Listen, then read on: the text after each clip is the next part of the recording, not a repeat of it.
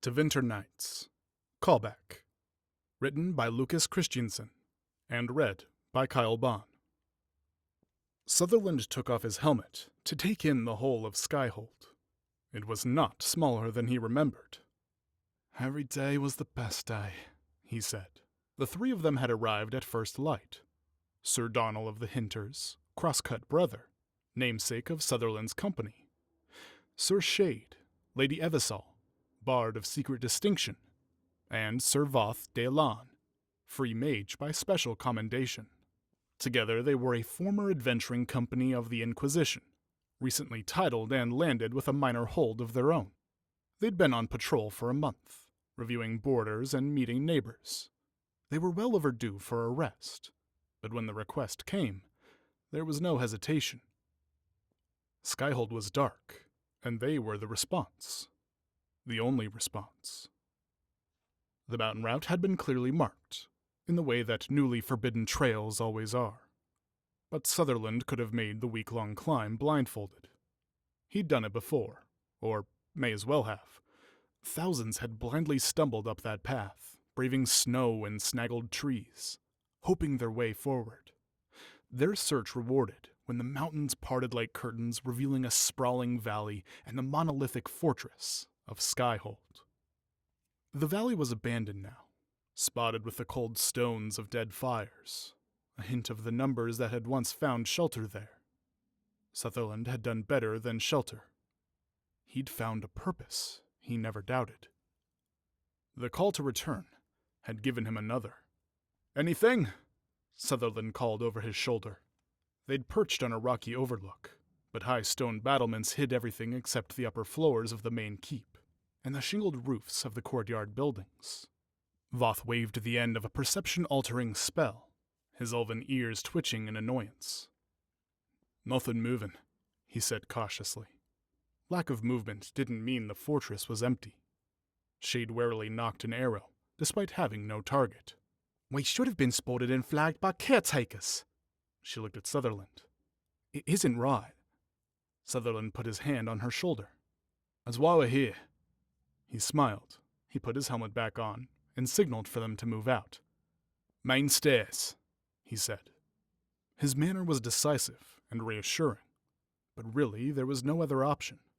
Skyhold allowed one approach, and when you walked it, you felt watched and small. "Remember," said Voth, "it will feel us." "Good," said Sutherland. Two numbers mattered after the Inquisition: 10,000 and 1. The first was the deliberately alarming guess of how many soldiers, assassins, diplomats, and all manner of freeblades the Inquisitor had drawn across nations. It was a massive, destabilizing militia, with allegiance to an ideal, not borders. Or so the nobility feared. The second number was even more troubling to them. 1, they claimed, was how many charismatic monsters it took to misuse that force. The Inquisition had been disbanded, they argued, not because of what it was, because of what it might become in lesser hands. Skyhold itself posed a unique problem. The ancient fortress had been the heart of the effort. It was too symbolic to be razed. There was only so much insult its former occupants would allow, and it was too fortified to be left for just anyone to claim. The Inquisition wasn't the first army it had hosted. The next might not be so charitably inspired. It was eventually decided that Skyhold would be preserved, but also defanged. It would remain a distant beacon so that all would remember when the Inquisitor had rallied the people of Thedas against a false god, and shouted no as one. Sutherland and his company had been there, had rallied with the Inquisitor, and now they walked the valley alone, through the empty echo of that resolve. "Feels wrong going in without right," said Shade. "We stick to the plan," Sutherland said. When the order had come, they had set out immediately, but not directly, crisscrossing between Ferelden and Orlais. Now on the last leg, Sutherland had split his company. He, Shade, and Voth were marching straight to Skyhold, loud with colors raised. Rat, his dwarven squire, deliberately held back on his order. Right, said Shade.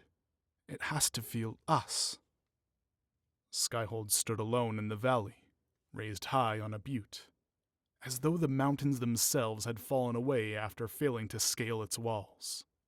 Normally, a cable lift brought people and pack animals from the valley floor, but with no response from above. They had to climb the stairs that spiraled the interior of the Barbican watchtower. They had a long ascent ahead of them. Officials had promised that the Inquisition would fade away.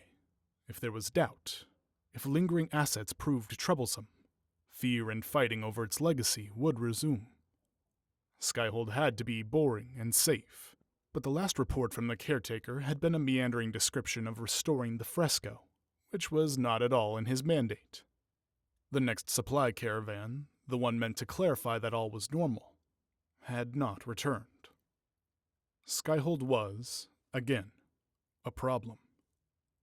Sutherland and his friends were the response. The only response.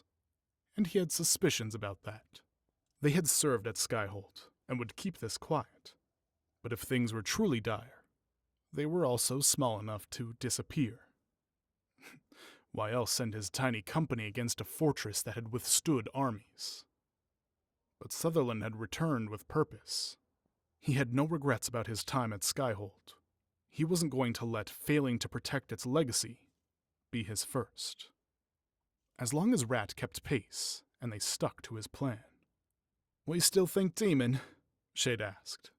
He tightened buckles as they climbed, securing hardened leather over the brigandine and silk of her tunic. Voth simply nodded. If this had happened anywhere else, possession wouldn't have been their first concern. But Skyhold was unusual. The veil, the divide between the mortal and spirit realms, was very thin there. It reacted to events like water reacted to stones, and Skyhold had seen more than its share of ripples. Sutherland spoke with every step upward, repeating the last 4 words of the caretaker's final report. "I have made mistakes," he said. "What kind of mistakes?" Spirits are peculiar things. They are driven by emotions, same as mortals. But spirits embody this to such a singular degree. The expression of an emotion that can be a beacon, an attack, or even a sustenance. It's very different for a mortal to act with compassion, and a spirit to act as compassion. And it's different again for a demon. They're even more inward, more craving, more willing to manipulate to see their flavor of emotion in action. More jealous, more starved, and dangerous when it isn't. There were many kinds of mistakes. Sutherland and his friends had made their guesses and prepared as best they could. The light at the end of their climb meant that those preparations would soon be tested. "Line of sight from everywhere," Shade said. The trio carefully peered from the Barbican watchtower. It was the same thick stone as the main fortress, but it stood separate, like a last warning. The connecting bridge to the gatehouse, the neck, was strong, but deliberately exposed. It offered a welcoming view to travelers, and gave nobles a chance to parade. But the real purpose was to allow ballistae their pick of target. There was no cover between the tower and the gatehouse. Stepping on the neck meant exposing your throat. Shade pointed to the shorter battlements on either side of the gatehouse. "I'd sit up there sometimes," she mused. "There's just this access thing from the rampart. I could watch everyone." She shuddered, imagining the view of herself now, and who, or what, might be in her old place. Sutherland had hoped for an obvious threat, but there was nothing. Even the drawbridge at the gatehouse was down, open like an invitation, or a dare. He set his pack to the side of the Barbican and secured his traveling cloak over it. Then he examined the cables of the lift. There had been no one to lower it, but it appeared functional. He tapped a support pillar thoughtfully. He loosened sheaths and tightened greaves. He breathed deep. Then he threw the lever that would lower the lift. And as the silence yielded to the shifting of huge counterweights, Sutherland stepped boldly onto the open stones of the neck. "Easy, fool!" said Shade, grabbing for his pauldron. There was no response from the fortress. No volley of bolts cut him down. He turned and smiled, arms out. "If it's a demon, it has to feel us.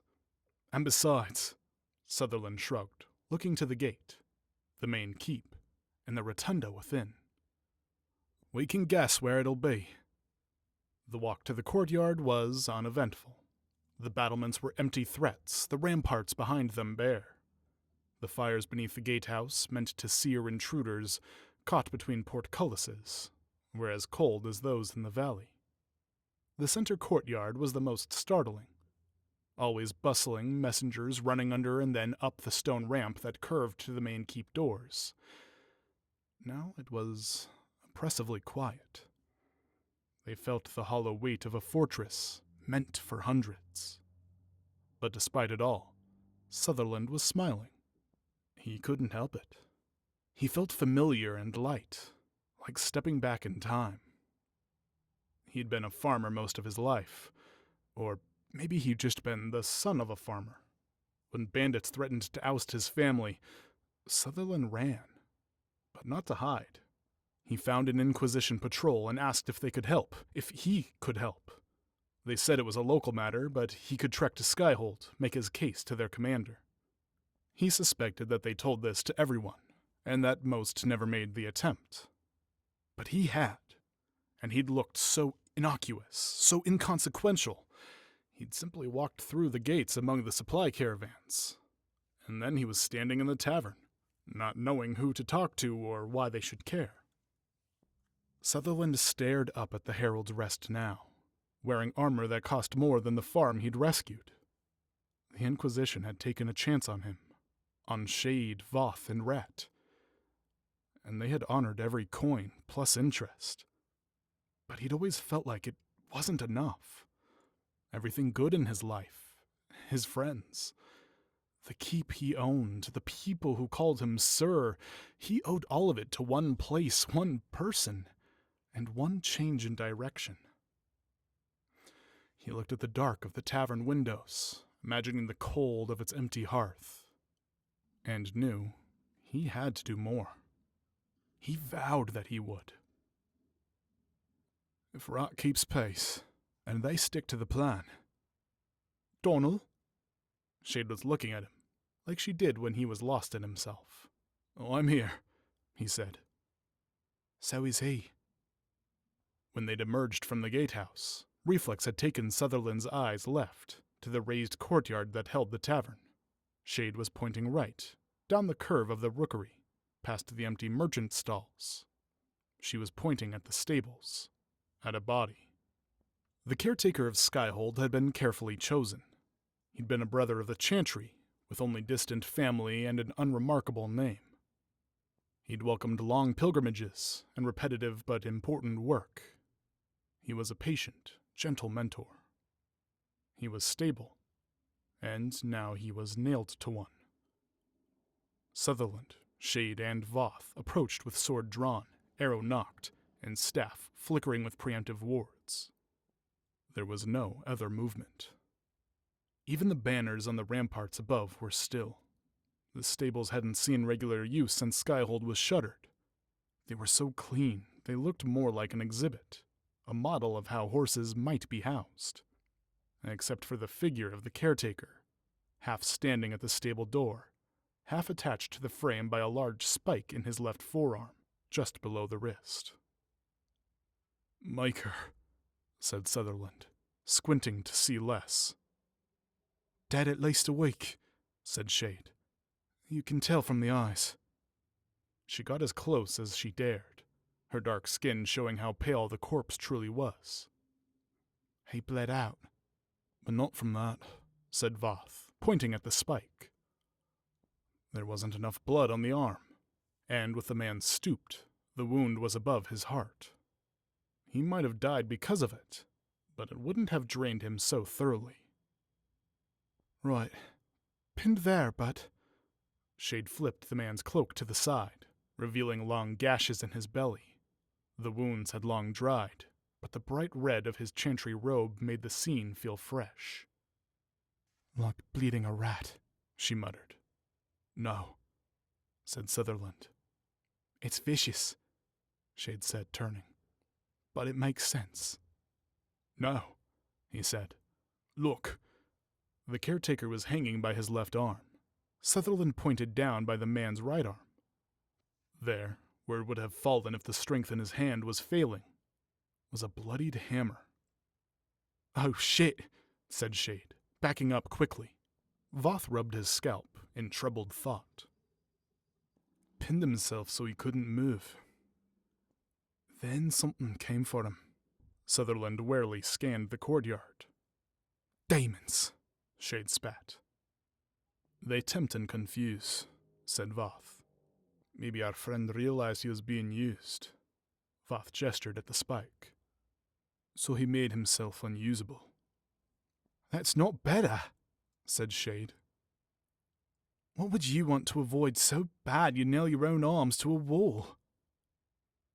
"Nails," said Voth, suddenly animated, brushing Shade to the side. He produced a small dagger and poked at the ends of the caretaker's fingernails. They were as pale as his face, but the tips were oddly discolored. Voth dug slightly under the nail of the index finger and produced the result for his comrades to see. "What is that?" said Shade, eyeing a multicolored glob. "Pigment und plaster," said Voth. Sutherland looked back sharply. "A caretaker had spent a week in the rotunda," he said, quoting the chantry report, "with some intent to restore the fresco, which is not at all in his mandate." "I have made mistakes," finished Shade. Demons were never trivial. It was crucial to know what kind it was to know how to counter it, to know who could counter it. The proud would fall to the strength of pride. Desire could stealthily take the wanting. Rage would consume those who carelessly fueled it. There were many kinds of mistakes, and only so many the small company could anticipate. Sutherland carefully pulled the spike from the caretaker's forearm and laid him down in the stables, covering the body with a horse blanket. Voth placed a ward to prevent manipulation by blood magic. "Is that necessary?" asked Shade, wanting the answer to be no. "Can't art," said Voth, meaning he felt it was very necessary. The three of them walked back past the gatehouse, up to the raised west courtyard.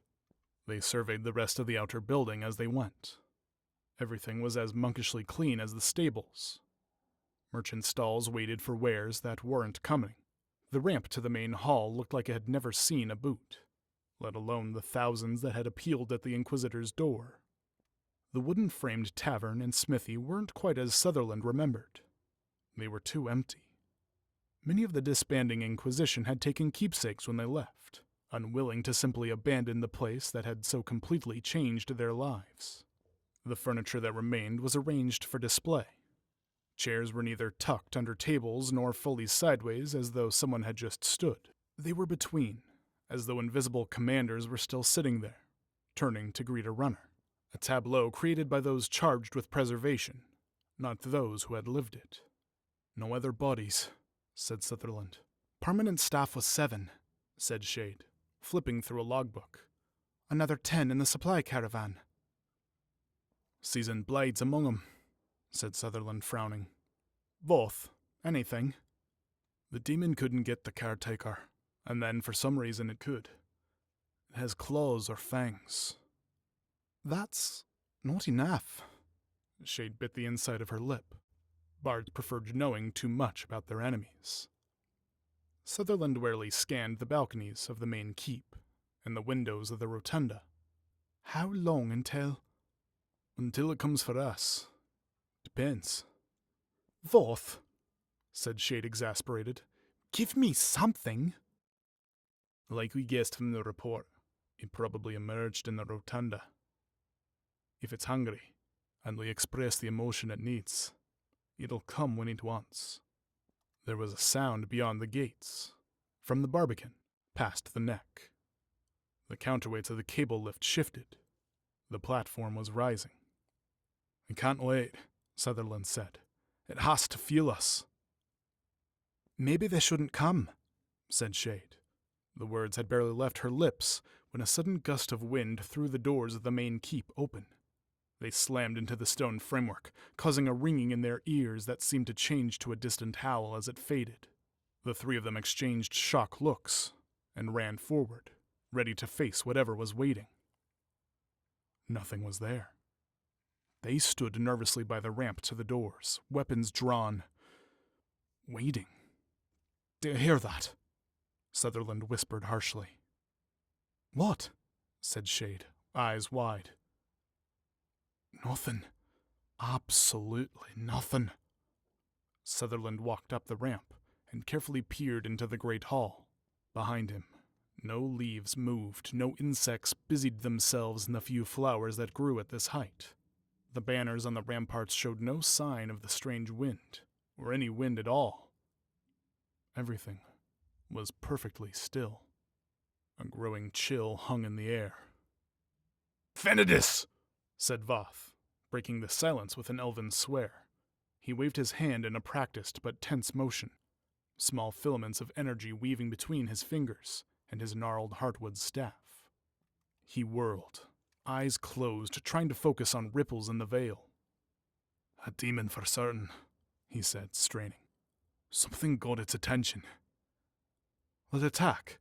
asked Shade. She ducked his staff while also trying to watch every vantage that bordered the courtyard. "I don't think so.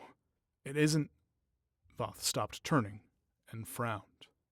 He opened his eyes as he abandoned the spell, energy crackling away, shoulders sagging. He tried to get its name, but it moved too fast. "It's not the only one," said Sutherland, returning down the ramp. In his left hand was the horse blanket he draped over the caretaker. "This," he said, "was in the hole." "Venidus," muttered Shade. Sutherland dropped the blanket and looked past his friends, past the neck. The cable lift had almost reached the top of the watchtower. "Right," he said, steeling himself. As he talked, he tightened the vambrace on his sword arm. "We did something to get this thing's attention, and now we need to keep it so."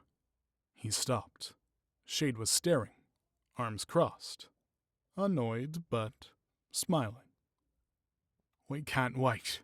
Sutherland looked at her hopefully. "It has to feel us." Skyhold had stood for millennia. It was all but unassailable, and in the right hands it could field troops across all southern Thedas. It had everything that a fortress could be expected to have, and one thing more, the fresco in the rotunda. "When did you last see it?" asked Shade. They'd left the courtyard and entered the great hall, heading for the narrow corridors that weaved to the inner chambers. Every door was open, but caution made them slower than if they picked every lock. "After the Inquisitor returned from the Temple of Mythol," said Sutherland, with some reverence. "The panel with the ancient elves." "I heard there was one more," said Shade. "It was supposed to show the victory against Corypheus." "Didn't get the chance." Sutherland looked at her, smiling. "You know we had to leave. Avoid the rush, you said." "Keeps don't grow on trees," she offered, eyeing him kindly. Leaving had been a difficult decision for all of them. "I know. I just wanted—" Sutherland stopped, raising his hand to alert the others. There was a sound like a whisper, but not quite words. The opening to the rotunda was ahead, and the light inside was wrong. It had a greenish tinge like he'd seen around the fade rifts. If the veil was that thin here, that damaged, no wonder a demon got through. But what demon was it? What kind of mistake had lured it here? Sutherland turned to his party. Voth was spinning a protective ward from the air, his staff glowing. Shade had traded her bow for tight quarters weapons, a pair of serrated daggers, wet with a liquid he knew not to ask her about. He gripped his longsword, nodded to them both, and stepped through the opening. The rotunda was a stone silo, more than 3 stories tall. It was connected to the main keep, both at the base and through an upper ring-like floor that housed the library. It was capped by the rookery, which offered a vertigo-inducing view of the ground level. It was an odd use of space for a fortress. Shade had said it was perfect for important meetings, because there were no corners to hide secrets. Whatever it was originally for, this hollow tower had become known for the fresco. 8 panels circling the room, nearly 20 feet tall each. Every act of the Inquisitor, recorded in masterful plaster and paint. From the explosion that had marked the Herald, to the triumph against the blighted false god. All painted by Solas, the Inquisition's expert on the Veil and the Fade beyond. It was his gift of record. At least that's what was claimed at the time. The rotunda they entered now was not fastidiously clean like the rest of Skyhold. The floor was splotched with the muddy brown of old blood. Far above, cages that once held messenger birds, strained with unfamiliar weight. Each was stuffed with body parts. Droplets fell infrequently from the dismemberments that were not fresh. There was a desk in the center of the room, the same that had been graced by the Inquisitor, Solas, and countless dignitaries. Now, though, there was only one occupant. A single, unmoving body. "The caretaker," whispered Voth, nodding toward the corpse. As quiet as he tried to be, Voth's words seemed to carry and change. They merged with a sound in the room, the same whisper they'd heard outside, now moving around the inner wall. "It's the plaster," said Shade, unable to look away. The fresco seemed to gain depth on the wall, the layers of plaster shifting with a dry, rasping sound. The whisper without words. It was subtle at first. In the first panel, a coal-black shadow moved behind the breach above the enclave, the explosion that had marked the Herald. The second panel was the Inquisition symbol, marking its foundation, a vertical greatsword, sheathed by the eye of Andraste, wreathed in fire. Red pigment scraped itself from the stylized pupil and slid down the gray blade. More blackness crawled from 2 carefully detailed wolves that guarded the symbol, leaving them pale and dusty. There was a rush of air, as violent as the gust that had slammed open the door outside. This time, however, it pulled doors and furniture inward, smashing debris against the rotunda entrances. "Oh, you piece of—" Shade threw herself against the off-kilter mess that now blocked the passage out. Her weight barely moved the pile. Voth joined in, using his staff as leverage, but added little to the result. Shade looked to Sutherland. "Get your shoulder in it," she demanded. Sutherland shook his head. "We won't get through until we go through that." He gestured at the shape moving across the fresco. Voth nodded, resigned. Shade uttered a frustrated growl, kicked the rubble one last time, and readied her daggers again. The mass of plaster and shadow was still growing, stealing pigment from the third panel, the short triumph before the destruction of Haven. It continued to the image of the false god Corypheus, formerly such a figure of dread, and drained him like the wolves. Each event that had shaped the Inquisition was being stripped of color. The sound grew harsher, like a crate of porcelain pots in the back of a wagon, sliding against each other. And as the trio turned, watching and predicting the movement, its purpose became clear. "The 8th panel," said Voth. The 8th and final panel of the fresco, meant to commemorate the battle against the blighted Magister Corypheus, was unfinished. It showed only rough shapes, outlines that the mass of color crawling around the room now rushed to fill. And as detail and depth emerged, something was wrong. "That's not what I pictured," said Sutherland, confused. The story was well known. The Elder One, the false god Corypheus, had torn a hole in the sky to steal power from the heavens. He couldn't be killed until his blighted dragon was dead, and the Herald, the Inquisitor, had somehow countered with a dragon of their own. And there was a dragon on the panel, with an Inquisition blade in its neck. But according to the story, both creatures had fallen first, leaving the final victory to the Inquisitor. But here, unfinished, was the outline of a beast that stood over both dragon and sword. This was not the battle or the victory. This was after. And the beast was not a dragon. The outline alone might have allowed that assumption, but now, filling with black and red, it was something other. The creature was reptilian, but also canine. The snout was blooded and toothy, but edges came to a point in hound-like ears. As the mass of plaster filled the shape, it began to rise, revealing scales and a tail, and paws with talons. It looked like two figures painted on either side of a pane of glass. Then viewed together, their forms confused. A wolf that had absorbed a dragon, and now stood crooked over all. With a sickening crack, it separated from the wall, from the victory. It was suddenly a full and imposing physical creature. It turned to look at Sutherland and his company.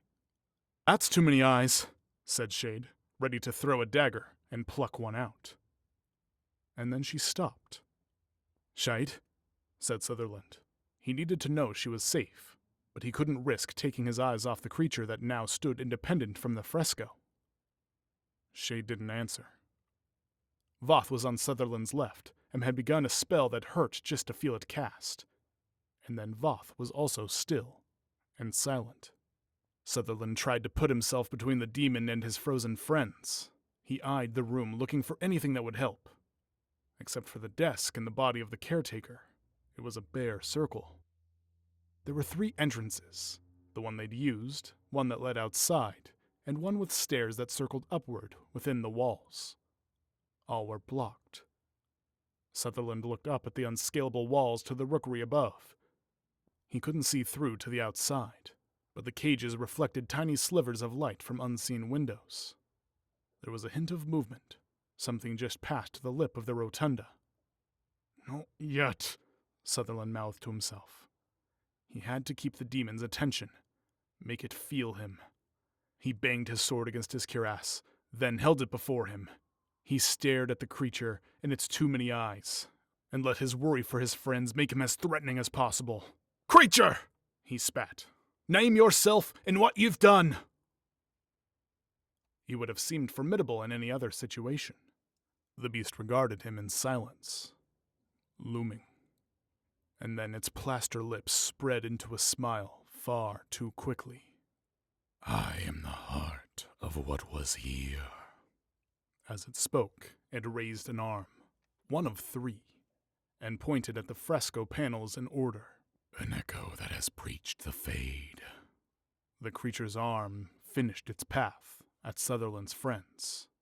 "And I can still the bravest blade or magic."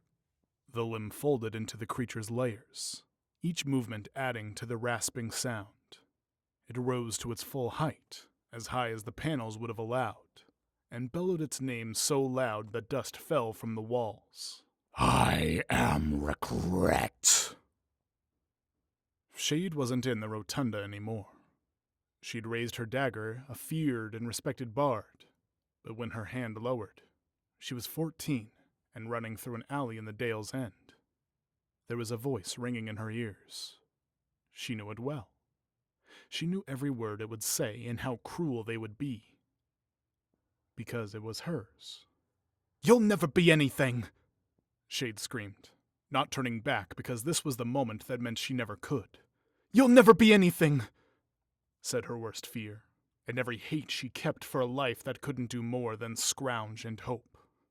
And far behind her, a mother cried her true name. Voth was lost in the woods, which wasn't new. He wasn't good at this. He'd chosen books, neglected his tracking, and his knots never held. Ahead was the open road. He had his satchel and his maps, and he'd find his way to whatever. And he would rarely speak, because then he'd have to tell. And far behind him, a bear in tangled ropes crushed a brother into blood and dirt. The rotunda was thick with plaster dust as the demon moved. The creature seemed to reshape itself with every step. It lorded over Sutherland and his immobile friends. Its voice a dry, hurtful rasp. "There is so much of me that's here," it said, clearly not regarding the trio as a threat. "So much regret behind these deeds." It paused, looking at the hole it left in the 8th panel. "I wonder if you know the dread that's coming."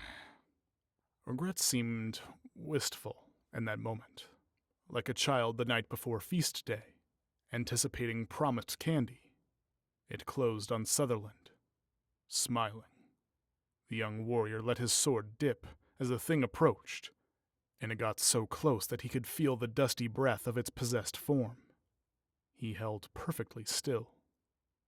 "The actions here have scarred the world," said Regret, distending arms to point at both Shade and Voth. "You saw the rise and felt the fall." A third arm cradled Sutherland's head, removing his helmet, examining him like a cherished thing. "Why would you risk all your lives and return now?" Sutherland smiled, remembering how every day in Skyhold had been the best day, remembering his vow, why he'd returned, and always would. "No regrets," he said. Sutherland's blade was in the creature's chest before it could react, and with every ounce of strength he had, he drove it to the hilt. The impact pushed the demon backward, and it stumbled on legs it had yet to master. Sutherland pulled his sword back, the blade stained with paint. Regret crashed into the desk and fell with the caretaker's body, flailing like it couldn't tell where its own form ended and the corpse began. "Shade! Voth!" Sutherland yelled, but his friends didn't move. If he'd disrupted the demon's influence, it wasn't showing yet. He shouldered them closer together so they'd be easier to defend, and readied his blade once more. He'd been lucky, landing a strike that would kill any mortal creature. But demons aren't mortal, and he was already banking too much on luck. Regret raised itself unnaturally, its body simply reforming into a standing position, like a shadow rising without a wall. It looked at Sutherland, but there was no smile this time.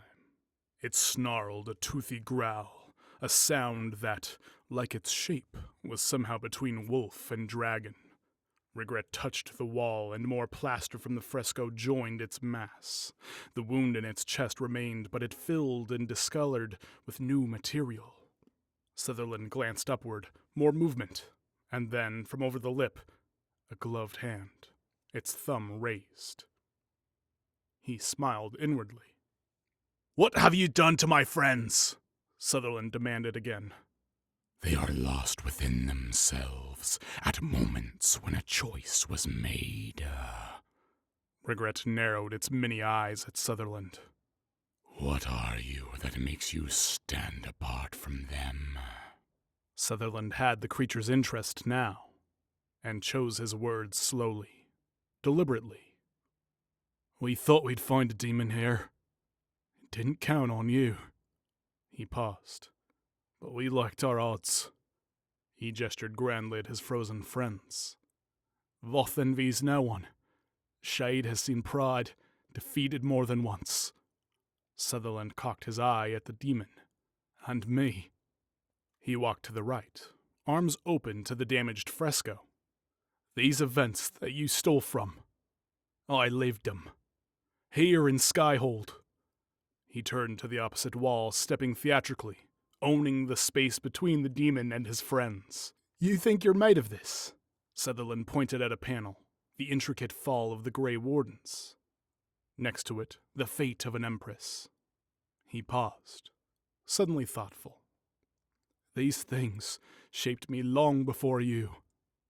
Sutherland set his jaw with pride and anger, demons he didn't need to avoid right now. He stepped back, carefully positioning himself to the opposite of where the gloved hand had been. "There's nothing here I regret," he said, utterly certain. He stood defiant, raising his blade. "And you can't fool me." Regret snarled, snooping to grab the body of the caretaker, hefting it up like it weighed nothing. Voth's ward caused a shock to ripple through the demon. It hurled the corpse across the room, slamming it into the wall with a sickening thud. You think you are immune to me? Regret screamed, its voice cracking like brittle pottery. You think that you can take my toys? There is no place where you can hide from my will. The demon curled its lips in effort, and a spasm shot through Voth and Shade. There was no awareness in their eyes, but they raised their weapons. "Make her know," whispered Sutherland. He knew how demons manipulated, how they turned allies against each other. Regret had probably done exactly this to the caretaker and his staff, and Sutherland couldn't help but think that as much as he would have regretted it later, he'd rather nail his arm to a wall than hurt his friends. Their regrets can only grow. Cut them down and you are mine. It gestured, and Voth and Shade turned, their faces contorted, as though the spot where Sutherland stood contained something that terrified them. Regret smiled far too wide. You know I've won. So how will you respond now? "Hey, Nugrutter!" yelled a voice from above. The demon growled and looked up to see two figures standing on the lip of the rotunda. On the left was Rat, Sutherland's dwarven squire, her pale features obscured by a helmet worn low. She held a shrouded container nearly a third her size. Beside her was another dwarf, in a short cuirass and long blacksmith's gloves. She had mid-length red hair and a headband that supported an odd-face shield half-helmet. She and Rat grinned wide. "We've got your response," smiled Dagna, former arcanist to the Inquisition. "Now!" yelled Sutherland. Rat heaved her burden, a large glass amphora, off the lip of the rotunda. It hummed as it fell, the contents a swirling mass of angry yellow and black. Sutherland tackled his friends. Regret raised two of its arms and successfully snagged the container out of the air. It laughed in triumph and glared upward. But its celebration was premature. A rune in the bottom, Dagna's handiwork, sparked red, and the amphora shattered, sending shards and angry insects straight into the demon's face. And then all was chaos. If Sutherland's strike had shaken Regret's concentration, Rat's bees obliterated it. The demon became a roiling mass, blinded and flailing. The debris that had blocked the entrances to the rotunda fell to the ground.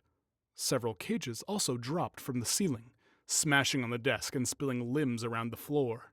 "What in the?" yelled Shade, waking to find a dismembered foot in her lap. "Glad to have you back," said Sutherland. He leaned in quick to kiss her cheek. Shade grabbed him, her eyes closed, like she needed to know he was real. Voth sat up behind them, holding his head. Regret was a mass of limbs and eyes surrounded by bees. Dagna tossed lightning runes from the lip of the rotunda. Rat had just tipped a bookshelf over the ledge, and he watched it land on the creature with a muted thud. Sutherland and Shade were kissing. The two passages out were clear, and the fresco was draining color. Voth got to his feet and lurched toward an exit. "It's strongest here," he yelled, focusing only on what mattered. "Lure it out!" "What?" yelled Rat, balancing a chair on the ledge. Sutherland jumped up. "Get it outside!" he yelled. "We'll rally out there!" He pulled Shade to her feet and started after Voth. They didn't make it to the doorway.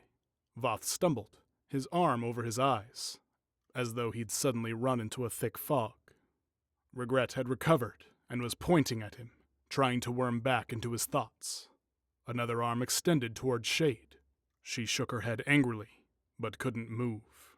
You will stay and face your choice. Regret reared up, 20 feet tall. I am all that you have done, and my will is such that you... A chair crashed onto the demon's head, interrupting its rhythm. "Hands off my knight!" yelled Rat. The demon righted itself. Your mistakes are mounting here. Bake and I will. Thunk. Another chair cut it off. Rat waved at the demon. I am the regret of a god. You... A rune that was stuck to the bottom of the last chair exploded at the creature's feet. Regret screamed in rage, slammed its arms into the walls, and heaved itself upward. Huge slabs of plaster and stone fell in its wake. "Oh, Pebbles," said Rat, diving backwards through one of the upper corridors that joined to the main keep. The demon clawed after her, sending even larger stone fragments crushing to the floor. It scrabbled over the lip of the rotunda, and was gone. "Language," Sutherland smiled, and picked up his blade to follow. Voth stopped him. "We can't just run out there," he said. "It's after Rat," said Shade. She stepped forward, glowering. "I owe that thing." Dagna joined them from the stairs, immediately distracted by the fresco. "It's in our heads," said Voth. "We can't let it see us." "I didn't come here to disappear," said Sutherland, tapping his chest. He was annoyed, but not at Voth. Sutherland had suspected that they'd been sent here to fail, to confirm that Skyhold was a problem, and then just disappear. To give officials license to permanently erase the Inquisition's legacy. He wouldn't have it. "We have a plan." Sutherland gestured at Dagna. "Rat brought the others in. We have to move fast." Sutherland knew a demon would be trouble, but he couldn't ask for reinforcements without confirming the problem. He needed more like him. Loyal enough to be quiet, small enough to go missing. They had crisscrossed the border, gathering people. The ones who had called Skyhold home. He'd told Rat to hold back, bring them in quiet while he distracted and assessed. They were all supposed to rally and take back the fortress. Be the response. "It's not like you thought," said Voth. Sutherland looked down. He'd thought being in Skyhold would be enough, like old times. It was enough for him. He turned to Dagna. "Everyone knows what it is." "They probably heard in Denerim. That thing is loud." She paused. "Bees aside, I don't think we know what to do." Skyhold wasn't enough. Sutherland turned to his friends. "We'll go first," he said. "But we need to get out there." "What about Rat?" said Dagna. "Rat's a runner," said Sutherland. "She'll run." Rat ran through the library, crossed the second floor of the great hall, and ducked out to the garden balcony. The garden was a walled square. It was large enough to provide the fortress with herbs and alchemical plants, but was mainly designed for contemplation and morale. The main keep loomed on two sides, and there were multiple doors on two floors. There were no stairs down on the east side. Rat's side. The door behind her exploded, and the bulk of regret forced itself out into the daylight. Rat hopped onto the garden wall, edging forward. The demon followed, looming, smiling. It seemed more feral away from the fresco, less articulate. It extended an arm. "Pebbles," said Rat, and she was in the deep roads, huddled behind a low stone mound. It was dark, and that was good. It meant she couldn't see, but she could hear. I smell you, little one. She kept her head low. She always kept her head low. And she would run. And far behind her, dark-spun claws ended a paragon's line. "Back you toothy shite," said a man's voice, thick with accent and anger. A hammer arced through the air, hitting the demon in what passed for its shoulder. 3 of its 7 legs slipped into the air, and its head dropped, its jaw smashing on the garden wall. It scrabbled angrily, found no purchase, and slipped into the garden out of view. Rat blinked and reeled away, falling in the opposite direction. She tensed and waited for the cobblestone of the courtyard. Muscled arms caught her, absorbing some of the impact before collapsing with her. "Easy there," said Harriet, once blacksmith to the Inquisition. His leathers now bore the mark of an Orlesian guild, but a trade with Crestwood had brought him back to Ferelden and into the path of Sutherland's company and Rat's second group. Harriet smiled through his mustache, then grimaced. His knee had turned painfully beneath him. "Peb," Rat started. "Little one," roared the demon from the other side of the wall. Rat covered her mouth, eyes glassy. "Not going well, eh?" Rat shook her head. "It doesn't like me." "By the sound of it, it doesn't like much." Harriet stood them up, but once they were righted, he had to lean on Rat's shoulder. Rat picked up his hammer, and they moved slowly toward the main keep. "Let's find your—" Harriet shook his head, muddled. The demon had mounted the garden wall and caught a glimpse of him. Rat tackled him into the darkness of the tunnel beneath the great hall doors. Regret deftly stepped down from the wall, learning its limbs. It prowled and sniffed, but something caught its attention in the herald's rest. It paused, its face trying to look in two different directions, largely succeeding. Then it loped away. Rat kept her head low. "Morris," said Sutherland, his smile a mile wide. "You're a sight." Sutherland had raced out of the rotunda to the central courtyard, straight into the familiar face. Sir Morris, supplier of the Greater Vals. He'd been quartermaster to the Inquisition, and turned that honor into a network that armored southern Thedas. His mustard hair now had a hint of stressful gray, his lean torso a hint of luxury. He frequently traveled the border roads he now regretted. "You certainly know how to liven up a man's life," said Morris. "No, sorry, I meant shorten." "That looks bad," said Sutherland, "but we're not done yet." "Done? I don't know how to start." Morris looked at his pushcart. He'd wanted to help, but on this trip he'd traveled for trade, not supplying a hunt. Sutherland put a grateful hand on the man's shoulder, then turned and whistled. They were joined by Voth, Shade, and Dagna. "I'll make it right," said Sutherland. "We need to set up where it can't see us. Lob attacks." "It won't be enough," said Voth. "This creature can—" He was cut off by a crashing sound in the west courtyard. Rat and Harriet hobbled out from under the ramp to the great hall. "It's in the tavern!" "The tavern?" said Morris gravely. "Make her have mercy on it." The Herald's Rest had served many on the first day of their freedom, and on the last day of their lives. It was not a place where doubts were allowed to linger. One man had seen to that before he'd left to build his own border roadhouse. Regret smashed through the main doors, looking for the movement that had drawn it. It found a plainly dressed dwarf, bald, with a short dark beard and groomed mustache. He was calmly wiping the bar. The demon reached, feeling many threads of regret. It paused, considering its meal. "Castless," it said. "You have done things." Save it," said Cabot, former operator of the Herald's Rest. He raised a bottle as if proposing a toast, then stuffed the bar rag down its neck. "I'm a bartender. I drown regret." Cabot lit the rag off a candle and hurled the makeshift cocktail at the demon.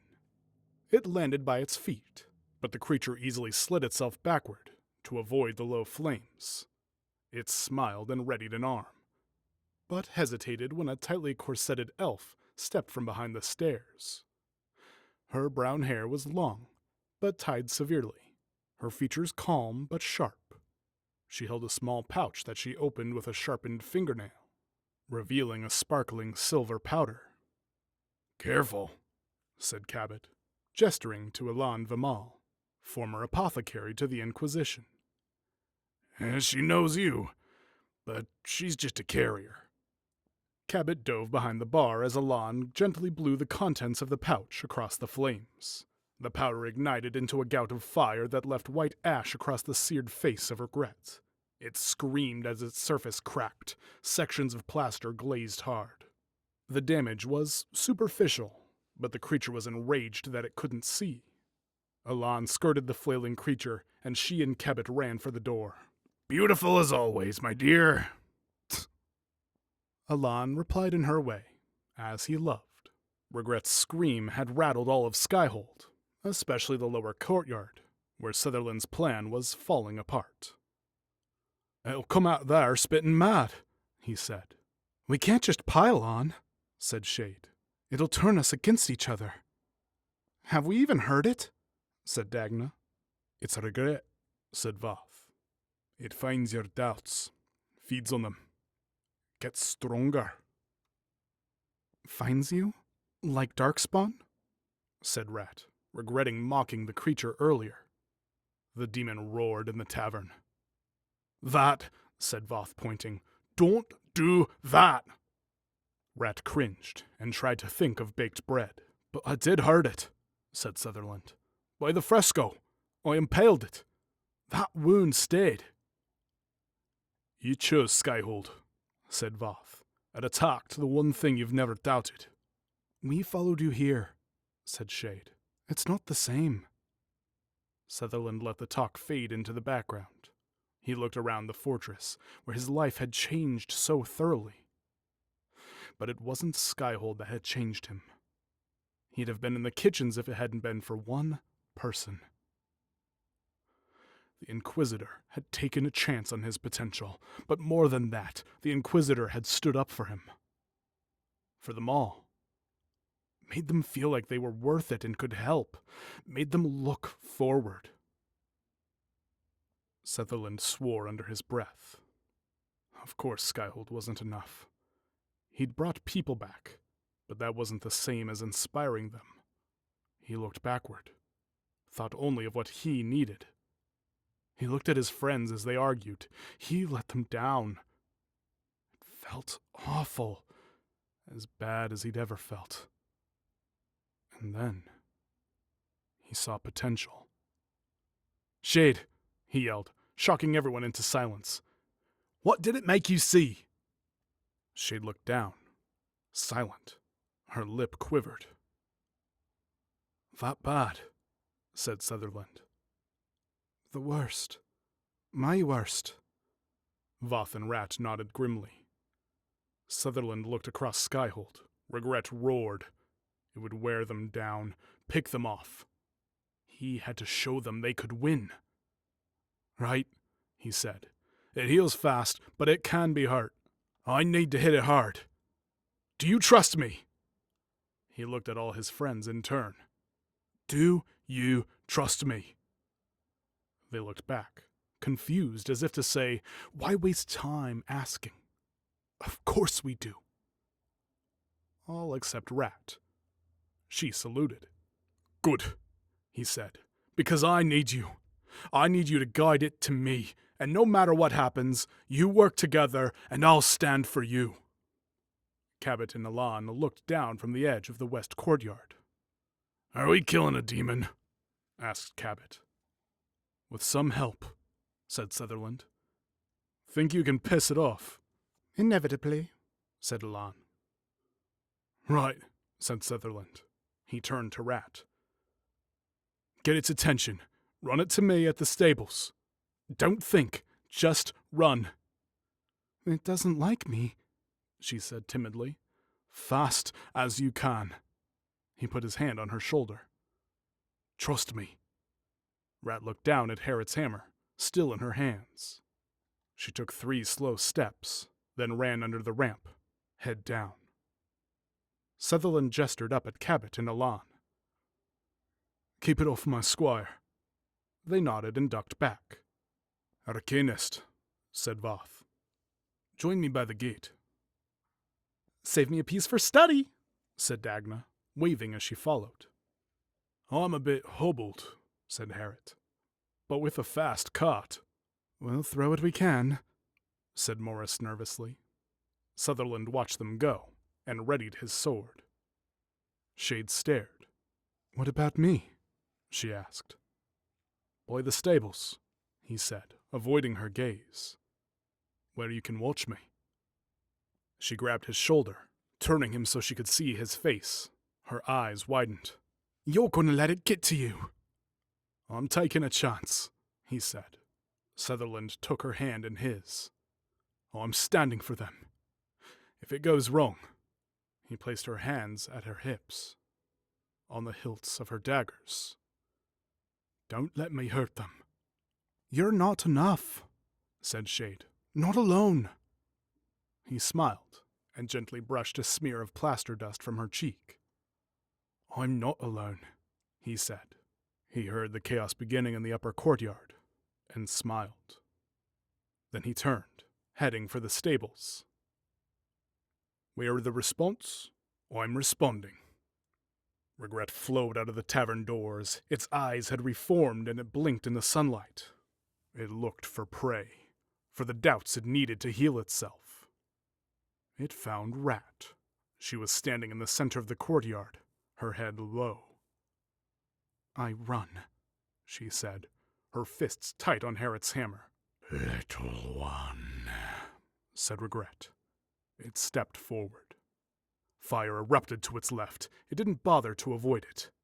Cabot was half hidden by a barrel, but his presence and nature were no longer a surprise. The demon extended an arm, and Cabot fell to a knee. Alon readied her pouches, but another arm stilled her as well. Too many eyes looked back at Rat, annoyed. "I run!" she yelled, shaking.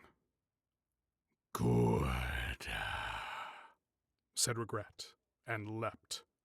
Rat rolled to the side, head low. The demon passed, bemused. When it landed, it didn't bother turning its body. It simply reformed, its head facing backward. It loped after her, toying, snapping. Rat turned past the tavern to the south wall. She ducked down a small set of stairs, but was soon exposed in the center courtyard. The stone closed in, became the deep roads. But it didn't matter where she was. Her knight asked her to run. So she ran. Regret was puzzled, then growled low. It had briefly enjoyed toying with her, but this was unexpected. It focused, and Rat slowed, but she didn't stop. And it was no longer amused. It bounded after her, straight into a gauntlet of her friends. Voth hurled ice from the gate, his staff crackling with frost. The ground grew slick in scattered places, and Dagna tossed runes, charging the earth with lightning. Rat weaved between, but the demon couldn't keep its many legs clear. Shocks traveled up its body, enraging it. It turned to face them, and something hit it from the opposite direction. Morris pushed his cart past, with Harriet perched atop, throwing housewares. Another shock, another volley. Cabot and Alon stirred. The rat wouldn't stop. More distraction, more noise. Regret had had enough. Sutherland was at the stables. He touched the frame where they had found the caretaker, tracing the blood with his finger. He thought of the Inquisitor. "You stood for us," he said quietly. Shade shifted nervously on the nearby stairs. The stairs to the kitchens, where Sutherland could have started, and now where he might end. He smiled at that, then turned to look down the length of Skyhold. "Just like you," he said to himself, and he walked forward, slowly, deliberately. He saw flames at the Herald's Rest, chaos in both courtyards, a demon turning, growing arms for each of his friends. Even Dagna's smile faded. All because he brought them here. Sutherland stopped and held his sword upright in front of him, the blade flat against his forehead. He closed his eyes and breathed deep.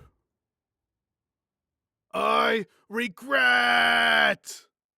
he yelled, as loud as he could. The demon froze, its dragon canine ears twitching. It was split 7 ways, trying to still all these mortals at once. It was frustrated, frenzied. But Sutherland's call was like a beacon. "I regret acting alone," yelled Sutherland. Regret turned to face the young warrior. its many eyes shifting around its head, centering on him. The one it couldn't touch. It could kill them all in turn, but this new sensation was so tempting and so familiar. It was as if Sutherland was echoing the regret that had drawn it to Skyhold in the first place. Its arms grew more talons. "I regret using my friends," yelled Sutherland. The demon sneezed like it had been doused with a strong spice. It ran at Sutherland, leaving his friends, passing Rat. And as it ran, it reached and easily plucked at Sutherland's open mind. It drew out the doubt that would give it leverage and sustenance. The fool wasn't even looking. It hated and pitied these mortals so much. Regret leapt at its prey, teeth and talons bared like a bramble. Sutherland's eyes were closed. He seemed helpless. And then, like his friends had said, he saw the moment of his greatest regret, the moment that made him doubt more than anything. He saw Skyhold, his friends hurting, and a demon. "I regret now," he yelled. Sutherland turned his sword edge on. He set his back foot, braced his weapon against his shoulder, and leaned in. And he let regret come. Regret expected resistance. It had never been accepted, never owned. What had started as a leap was now a forward fall, and had flailed against its own momentum. It hit the blade jaw first, bisecting its body and cleaving limbs. The creature split wide. Sutherland was quickly enveloped, surrounded and buffeted by animated plaster. And for a second, he had the strangest view of his life in Skyhold. Fragments of the fresco passing before his eyes, corrupted by the demon, now severed again. What had he done? His sword began to drag into the heart of the beast, forcing him back. It found the gap between gorget and pauldron, and cut into his shoulder. He fell to his knee, the weight of regret wearing him down. But he kept going. He stood for his friends. Even from the ground, he'd stand for them. "Just like you." Regret washed over Sutherland. He fell backward, tumbling. And then all was quiet. He blinked. He was on his back. The sky was pale and clear overhead. The banners on the ramparts were still. The chill remained. Sutherland's head and heart were pounding. Had he failed? Had regret healed as fast as he'd cut? He didn't know if he had another strike in him. Then he heard something moving. Many things were moving. He propped himself up on one arm and looked behind him. The demon was reeling.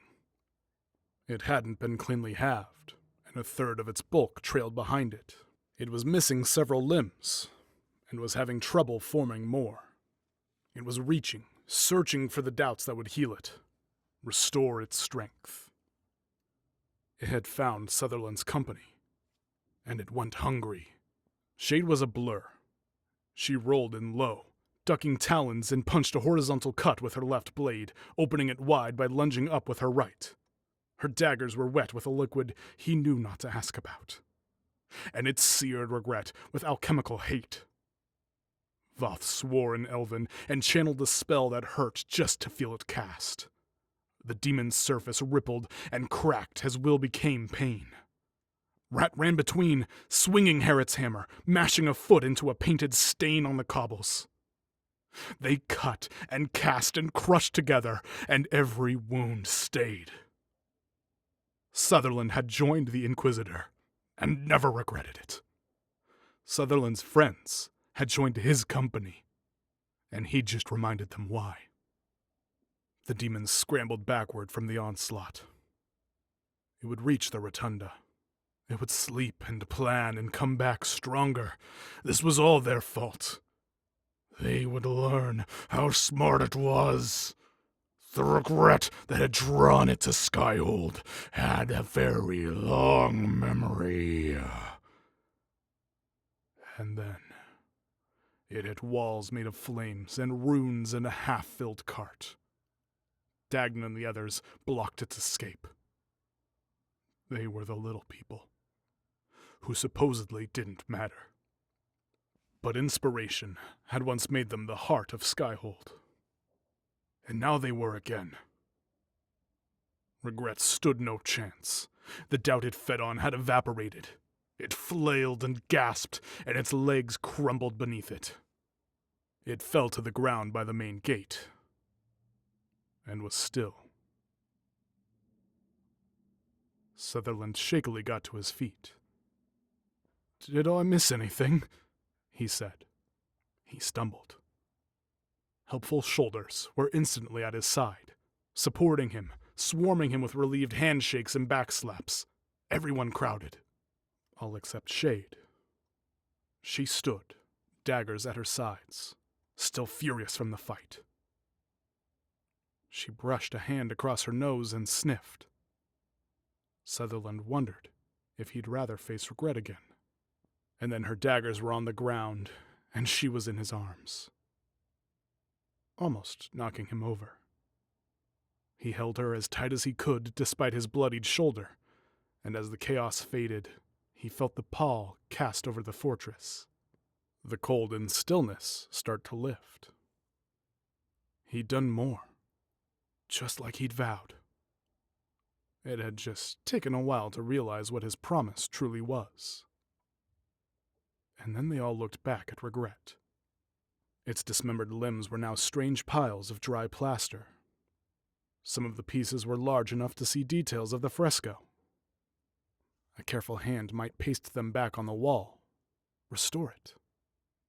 Though that didn't occur to anyone in the moment. The core of the creature lay on its side, its too many eyes drifting unfocused. It could reform given time, but at this point, even a few simple wounds would return its mind and will across the veil. For a moment, the sunlight illuminated something within, a sliver of the spirit that might have been. Not the opposite of regret, a different flavor or shade. Contemplation, introspection. It felt the echo of the actions that had summoned it. There might have been a better choice, said a thought. One it had not been allowed. Sutherland limped into its view, as did Voth, Shade, and Rat. Dagna was collecting fragments for testing. Sir Morris kept his cart at a discreet distance, despite Harriet urging him forward. Cabot and Alon reminisced behind his bar. "Go quietly, spirit," said Voth without judgment. Then he brought the small blade from his satchel and stabbed the demon in the side, holding it there. Shade spat and said nothing. She picked up one of her daggers and drove it deep, staring the creature in the eye. She would never say that it felt good, but it did. Sutherland hesitated. Regret would linger, he knew. You couldn't let it just lie there. For a moment, he thought of the farm, his father, and the day he really left. The demon stirred. I knew I'd known you once before, said Regret. That's not my mistake, you taste, said Sutherland, returning to the present. It's yours. He pushed his sword down, leaning on the crossguard. The demon chuckled, its body flattening, layers of plaster losing tension.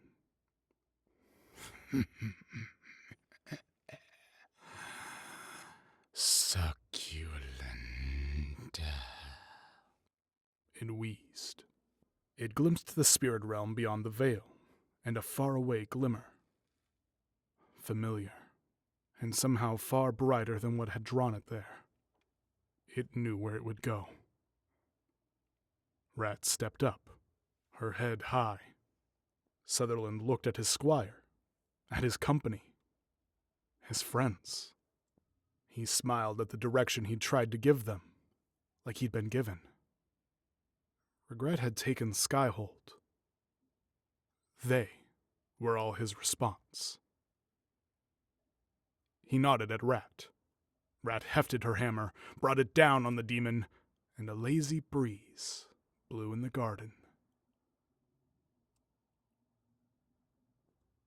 By order of the Most Holy, her divine Victoria, you who have served are to be commended. And though the herald guides you no more, and the legion and name are retired, know that you served good and true. Change comes, both to and because of the Inquisition.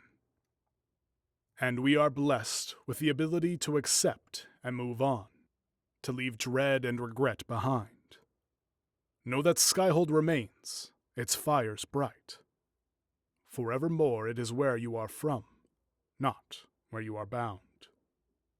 Attempt no travel there. Let the past guide you to a new direction. And be well. This has been Tevinter Nights, Callback, by Lukas Kristijanson, and read by Kyle Bond. Thank you.